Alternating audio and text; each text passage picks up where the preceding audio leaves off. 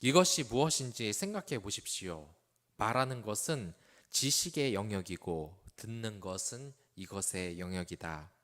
간결은 이것의 정수다. 섹스피어가 말했습니다. 이것을 들으면 모두 답을 알 것 같은데 잠언도 이것의 보고라고 합니다. 이것이 무엇인지 아시겠습니까? 예, 모두가 아시다시피 그것은 바로 지혜입니다. 이 지혜를 구하려고 사람들은 많은 노력을 합니다. 어떻게 해야 지혜를 얻을 수 있을까요? 흔히 TV 프로그램을 보면 도전자가 답을 모르는 경우 찬스를 외치고 청중들에게 의견을 물어 답을 고르는 경우가 있습니다. 그 이유는 다수 의견을 따라 답을 고를 때가 해당 분야 전문가 한 명에게 답을 묻는 것보다 정답을 맞추는 비율이 훨씬 높기 때문입니다. 이것을 흔히 대중의 지혜 또는 집단 지성이라고 부릅니다. 그렇다면 많은 사람들이 다수결로해서 이 지혜를 아는 것이 좋겠습니까? 그러나 이것으로는 한계가 있기 마련입니다. 대중의 지혜로 모든 것을 맡기는 것은 잘못하면 다수에 속하지 못한 사람들이 이익관계로 인해서 희생이 될 우려가 있기 때문입니다. 그렇다면 어떠한 방법으로 우리가 지혜를 얻을 수 있겠습니까? 똑똑한 사람을 위주로 지혜를 얻는 것은 어떨까요? 이 세상에 천재들이 많습니다. 그 소수의 천재들이 정말 이 세상을 바꿔왔습니다. 그래서 우린 천재의 말을 따르는 겁니다. 이 세상에 철학, 과학, 인문학, 수학 모든 분야를 이끈 것은 이러한 천재들 덕분입니다. 그러나 이것도 지혜를 얻기에는 위험한 방법입니다. 수많은 과학과 철학자 중 잘못된 학문으로 이렇게 안 맞는 말과 잘못된 곳이 있어서 많은 사람을 희생시키고 살해한 경우도 있었기 때문입니다. 이 공산주의 또한 이상적인 정치학으로 사람들이 받아들였지만 이론만 완벽했지 실제로는 사람을 괴롭히는 체제가 된 것은 이 때문입니다. 이것은 재판에서 나타나는데요. 바로 우리나라의 이 참여 재판이나 미국 배심원 제도가 예가 됩니다. 법률 분야 최고 전문가라고 할 판사 한두 사람이 피고인의 유죄 무죄를 결정하는 것보다 정말 이 다양한 배경을 가진 사람이 집단적인 결정을 할 때 더 옳을 수 있다는 것이 이 제도를 만든 취지인 것입니다. 이 지혜를 여러분들 다수의 의견으로도 얻을 수 없고 뛰어난 한 사람으로도 얻을 수 없다면 방법이 정말 없는 것일까요? 하나의 방법이 있습니다. 바로 하나님께 지혜를 구하는 겁니다. 이 불변성에 이어서 하나님이 가지는 또 하나의 속성이 바로 이 지혜인 것입니다. 마음은 지혜가 머무는 곳입니다. 하나님은 이 마음이 지혜로우신데 지극히 지혜로워요. 오직 그만이 온전히 모든 지혜를 가지고 계십니다. 그래서 홀로 하나이신 하나님이라고 이렇게 디모데전서 1장 17절에서 얘기하는데 직역을 하자면 홀로 지혜로우신 하나님이 맞습니다. 지혜는 그 모든 부하가 그 안에 숨겨져 있습니다. 그리고 이 지혜는 사람 외에 어떤 피조물도 가질 수 없는 것입니다. 하나님은 지혜로우시며 그분의 지혜는 전혀 결함이 없으십니다. 사람들은 어떻습니까? 몇 가지 분야에서는 물론 지혜로울 수 있어요. 하지만 다른 분야에서는 무지와 연약함이 드러납니다. 그러나 하나님은 이 지혜의 원형이라고 했습니다. 그리고 모범이 되십니다. 그분은 가장 은밀한 비밀까지 다 알고 계세요. 가장 복잡하고 어려운 사람의 생각을 알고 계십니다. 사람이 아무리 교묘하게 죄를 고안한다고 해도 하나님은 그 앞에서 모든 외식과 가식을 다 벗기시고 그 속마음을 다 들여다보십니다. 그렇기에 하나님을 속일 수가 없는 것입니다. 그분의 이 지혜를 알 수 있는 업적의 세 가지가 있습니다. 먼저 창조의 업적입니다. 이 창조는 우리가 하나님의 지혜를 볼 수 있는 그 거울이라고 할 수 있어요.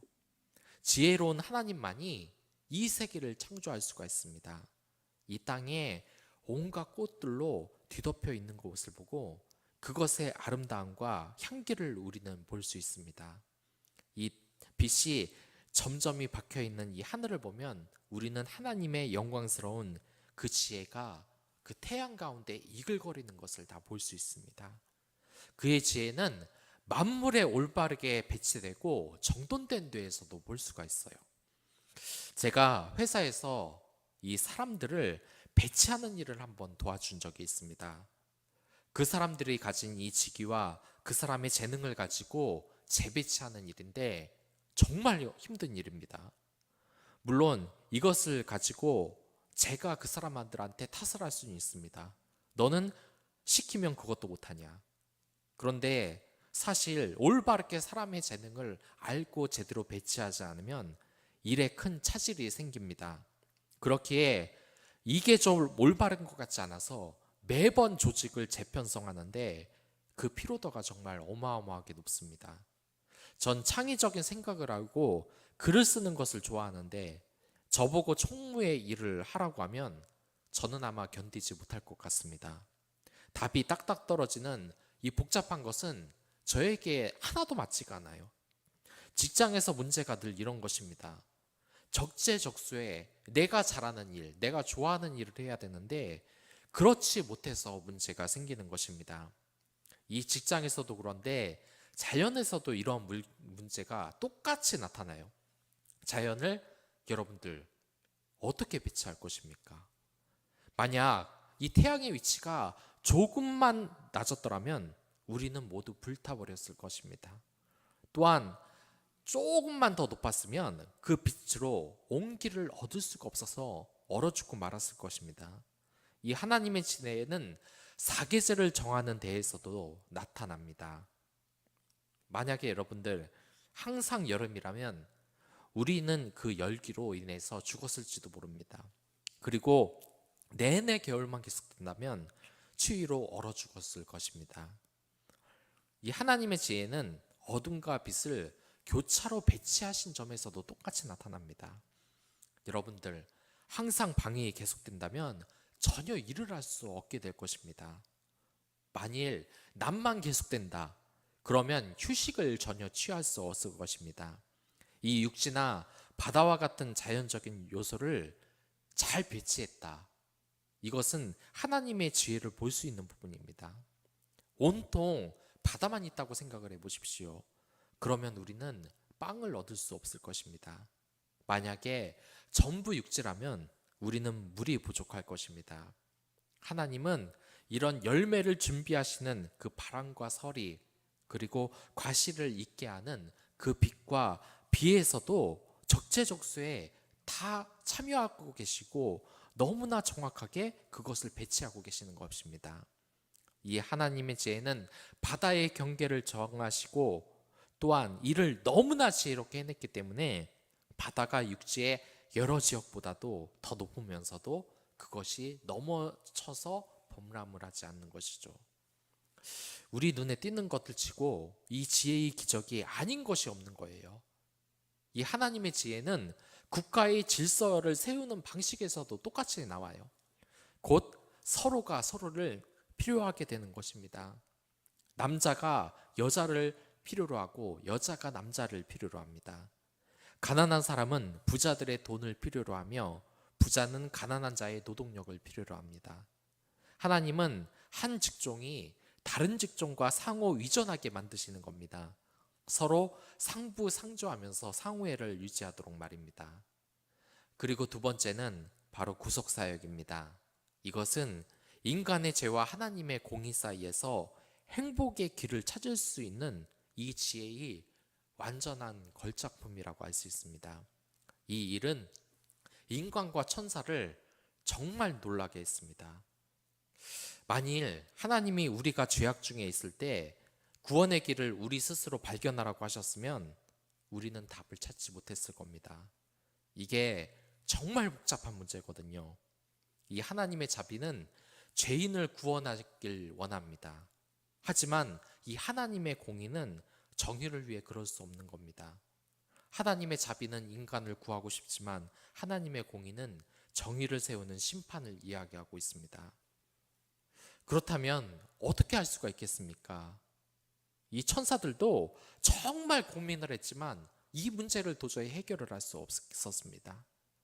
그런데 그 문제를 하나님의 지혜가 해결하신 것입니다. 그래서 답이 뭐냐면 하나님이 인간이 되자, 즉 삼위일체 중 제2위께서 인간의 몸을 입고 성육신하시고 고난을 당하게 하자. 그러면 그는 자격으로는 인간이 되고 능력으로는 하나님이 될 것이다. 인간의 몸을 입은 하나님이 모든 인간을 대신해 고난을 받으면 그 죄값을 모두 치르는 것입니다.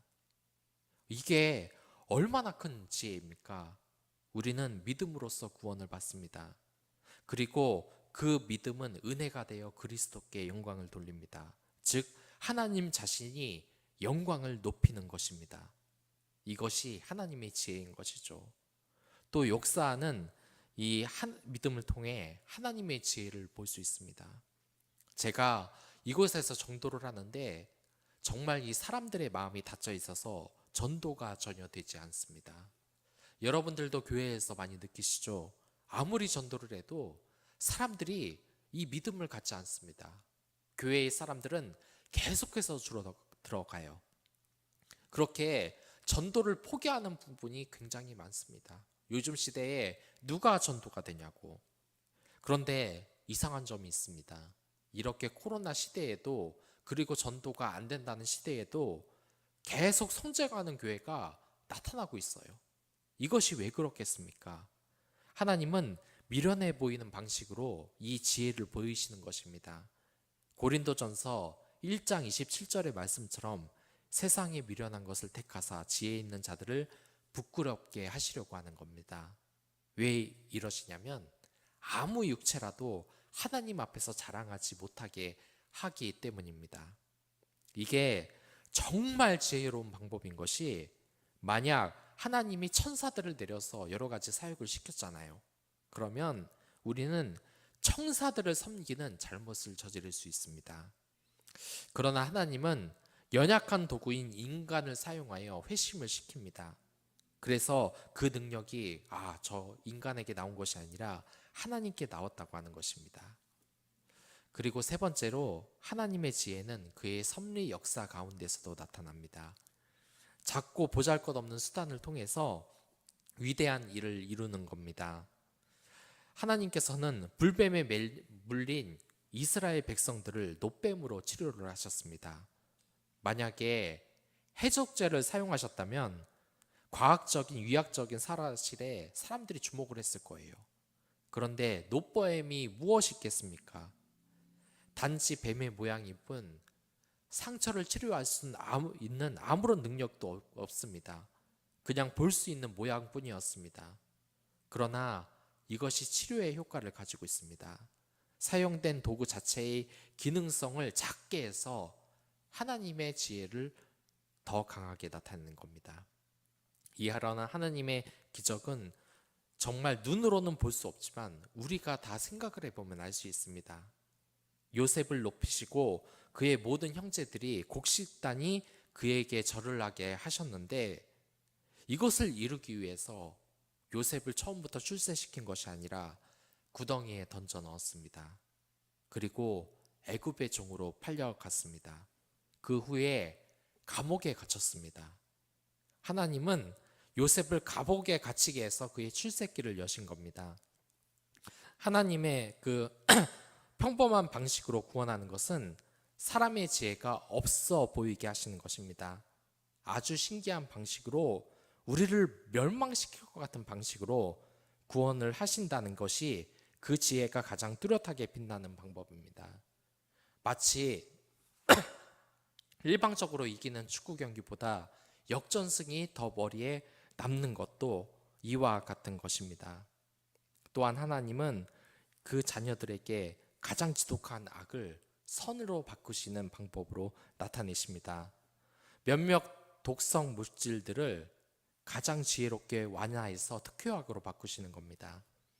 어머니의 백신 주사를 이렇게 맞았던 적이 있습니다. 그런데 이 코로나 백신 주사를 맞고 어머니께서 머리가 너무 아프시고 한 이틀 정도 집에서 알아놓으셨습니다. 왜냐하면 그 백신 주사 속에 세균이 있기 때문입니다. 그래서 너무나 아팠던 것이죠. 하지만 그것을 이겨내면 이제 그것은 그 세균은 백신이 되고 안에서 그러한 항체를 만들어내는 것입니다. 이 혹독한 추위가 봄에 아름다운 꽃들이 피어날 수 있게 하는 것입니다. 또한 고난을 회복으로 사용하십니다. 이 십자가의 축복이 이러한 것이라고 할 수 있습니다. 하나님께서는 이러한 다양한 방법을 통하여서 그 지혜를, 그 업적을 우리에게 나타내는 것입니다. 그렇기에 우리가 기억해야 될 것은 이 하나님의 지혜를 구하는 것입니다. 이 솔로몬처럼 그분에게 나아가 지혜를 구하는 것입니다. 너희 중에 누구든지 지혜가 부족하거든 모르는 사람에게 후히 주시고 꾸짖지 아니하는 하나님께 구하라. 이 지혜는 특징이 하나 있는데 그 지혜는 아무리 나누어 주어도 줄어들지 않습니다. 그의 재산이 줌으로써 소비가 되지 않는 것입니다. 이렇게 지혜를 얻기 위해서 우리가 할 수 있는 일이 바로 뭐냐면 하나님과 대화를 하는 것입니다. 이 박한수 목사님이 말씀하신 이야기인데 우리가 기도하는 목적은 바로 하나님과 대화하기 위한 것입니다. 이것은 하나님과 올바른 관계를 위해서 우리가 기도를 하는 거예요. 흔히 기도에 대해서 완전히 착각을 하는데 우리의 소원을 빌려고 하는 것이 아니라 대화를 하기 위해서입니다. 여러분들 그냥 대화를 하지 않고도 사실 살 수는 있습니다. 하지만 그 관계가 옳은 것이 결코 아닙니다. 만약 사무실에서 같이 일을 하는데 한마디도 말을 하지 않는다면 그게 어디 정상적인 관계겠습니까? 일은 대화를 안 해도 어찌어찌 할 수는 있습니다. 하지만 결국 한번 큰 사고가 나게 돼 있습니다. 일에 큰 지장을 결국은 줄 겁니다. 제가 일을 할 때 거기 있던 상관이 가장 많이 이야기하는 것이 이것이었습니다. 아무리 싫은 사람이라고 할지라도 일을 할 때는 도움을 요청해서 같이 일하라는 것입니다. 정말 상종도 하기 싫은 사람이라고 할지라도 그 사람이 싫다고 나 혼자 일을 하는 것은 정말 위험하다는 겁니다. 그렇게 혼자 일을 처리해버리면 정말 큰 사고가 날 수 있기 때문입니다. 이 관계가 정말 망가지면 아무것도 할 수가 없습니다. 제가 신학대학원에 갔을 때는 4명이 같은 방에서 기숙사 생활을 했습니다. 대부분이 굉장히 친하게 지내요. 하지만 어떤 곳에서는 인간이기에 그런 것인지 전도사님 둘 사이가 틀어졌습니다. 그리고 그 기숙사에서 나머지 2명의 전도사님이 잠시 그곳을 나가는 일이 생겼어요. 그러니 이 두 전도사님이 일주일 내내 같은 방을 쓰는데 정말 단 한마디도 서로 이야기를 안 했다고 하더라고요. 이게 여러분들 정상적인 관계로 보입니까? 이게 하나님의 관계에서도 마찬가지입니다. 하나님께 지혜를 구한다. 그러려면 여러분들 하나님과의 이 대화의 창구를 언제나 열어두어야 돼요. 우리가 기도로 요청만 하면 하나님은 언제든지 대화의 창구를 열어주십니다. 그러나 우리가 단 한마디도 하나님과 대화를 하지 않는다면 그 관계가 올바로 이어지겠습니까? 이 지혜의 통로가 완전히 막혀버리는 것입니다. 만약에 집안에 무슨 문제가 있다, 100% 가족끼리 대화가 단절된 것에서 이 문제가 터졌을 가능성이 높습니다. 그렇다면 어떻게 기도를 해야 우리가 대화를 할 수 있을까요? 일단 이 기도의 훈련을 많이 받으십시오. 혼자 있을 때 특히 이 기도의 초보자들은 조용히 기도하는 것이 절대로 좋지 않습니다. 소리를 내어 아버지께 말하는 것이 더 좋습니다. 그리고 이러한 것을 말하는 사람도 있어요. 기도하려고 하는데 잘 되지가 않습니다. 저도 그렇습니다. 저도 5분 기도가 굉장히 힘이 들었어요. 하지만 이 대화도 계속 해보는 사람이 할 수 있는 겁니다. 이게 좀 아이러니한데 대화를 안 하게 돼서 말을 안 하게 된다. 그러면 계속 말을 안 하게 되는 겁니다. 이걸 깨야 되는 거예요. 매일 만나는 사람과 한 달에 한 번 만나는 사람과 어떤 사람과 이야기가 더 쉬울겠습니까? 매일 만나는 사람과 이야기가 더 쉽습니다. 그리고 이렇게 하나님께 많은 이야기를 또한 듣는 연습도 해야 되는 겁니다. 그냥 침묵하고 눈을 감고 있으란 이야기가 아닙니다. 이 듣는 연습은 우선 성경을 읽는 방법이 있습니다. 이 성경에는 하나님의 뜻이 있기 때문입니다. 또한 이 듣기 연습이란 마음을 집중해서 하나님이 지금 무슨 마음을 주시는가 느끼는 것입니다. 그리고 주변 사건들과 환경들을 관찰하면서 하나님이 지금 나에게 응답을 주시는 것인지 확인하는 그 과정이 필요해야 이 지혜를 알아차릴 수 있는 겁니다. 그리고 두 번째로 여러분들의 마음가짐입니다. 일단 마음가짐을 겸손하게 내려놔야 됩니다. 이 예의가 없는 대화법은 상대방에게 화를 불러옵니다. 우리가 하나님께 다가가서 대화하는 것 또한 마찬가지라고 할 수 있어요. 한 예로 제가 중학교 때 다닐 때의 일이었습니다. 그때 학교에서 이 보수공사를 하고 있었어요. 그래서 많은 인부들이 이 수업 도중에도 공사를 하고 있었습니다. 그때 사회 시간인데 한 인부가 페인트와 먼지가 입은 옷을 입고 교실로 들어와서 이 창문을 넘어가려고 하고 있을 때입니다. 그때 어떤 친구가 이 인부를 보고 야, 누구누구의 아버지다 라고 이야기를 했어요. 그러자 반 아이들이 모두 다 그때 웃었습니다. 저는 지금 생각해도 이게 왜 웃긴 건지 모르겠는데 아무튼 그때 웃었어요. 반 아이들이 다. 그렇게 사람들을 무시하는 생활을 하면서 기도하면 여러분들 그 기도 절대로 하나님이 들어주시질 않습니다. 아무리 기도해도 하나님은 그 기도를 다 무시해버려요. 여러분들 제가 지금 너무나 당연한 소리를 하는 것 같죠? 그런데 실제로 그리스도인들 중에서 이러한 사람들이 정말 많습니다. 저는 실제로 이 교회의 예배는 정말 신실하게 다녀요. 근데 회사에서 사목을 했을 때 이 사람과 얘기를 하는데 여러 사람이 회의하는 도중에 제 설교에 문제가 많다고 대놓고 지적을 하는 거예요. 저는 굉장히 놀랐어요. 이렇게 말을 하는 것이 정말 예의에 어긋나는 행동이었습니다. 물론 압니다. 저도 제가 설교 실력이 부족하고 노력을 해야 된다는 것은 알고 있어요. 하지만 그렇게 교회만 신실하게 다니고 목회자에 대한 예의를 전혀 지키지 않는 사람의 기도가 하나님께 닿을 리가 있겠습니까? 저는 그분이 직장에서 크리스찬 기업이라서 기도도 열심히 하는 모습을 몇 번 봤어요. 하지만 그 직장에서 모든 사람들이 다 싫어했어요.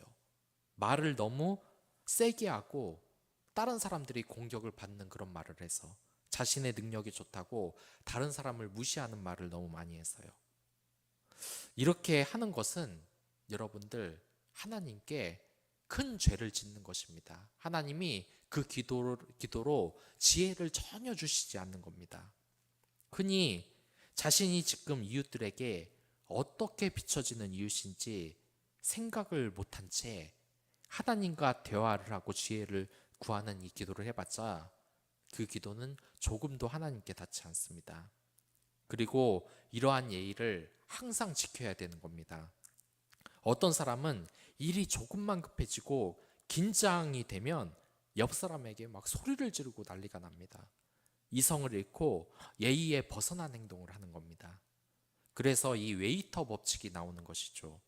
중요한 자리에서 웨이터가 실수로 음료수를 옷에 부었는데 그 웨이터에게 어떻게 대하느냐에 따라 그 사람의 인격을 알 수 있는 것입니다. 밑에 사람이라고 함부로 대하면은 그 사람은 결코 이웃을 사랑하는 사람도 아니고 하나님의 그 이웃 사랑을 실천하지 않기 때문에 하나님이 그 기도를 절대 들어주시지 않고 지혜를 주시지 않는 것입니다.